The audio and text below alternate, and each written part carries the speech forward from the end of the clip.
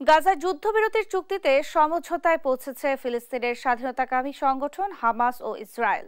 এর মধ্য দিয়ে গত 15 মাস ধরে উপত্যকায় যে গণহত্যা চলছে ইসরায়েলি বাহিনী তা বন্ধ হবে। যুদ্ধবিরতি চুক্তি নিয়ে কাতারের দোহায় চলছে আলোচনা। মধ্যস্থতায় ছিল যুক্তরাষ্ট্র ও মিশর।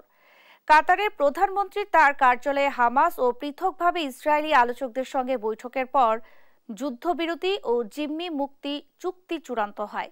এ বিষয়ে যুক্তরাষ্ট্র, কাতার ও মিশর শিগগিরই এক যৌথ বিবৃতি জারি করে চুক্তির ঘোষণা দিবে। এদিকে তাৎক্ষণিক প্রতিক্রিয়ায় নির্বাচিত মার্কিন প্রেসিডেন্ট ডোনাল্ড ট্রাম্প জানান, শিগগিরই ঘরে ফিরছে জিম্মিরা। চুক্তি বাস্তবায়ন হতে পারে আগামী রোববার থেকে। প্রথম দফায় মুক্তি পাবে 33 জিম্মি। বিপরীতে ইসরায়েলি কারাগার থেকে মুক্তি পাবে শতাধিক ফিলিস্তিনি বন্দী।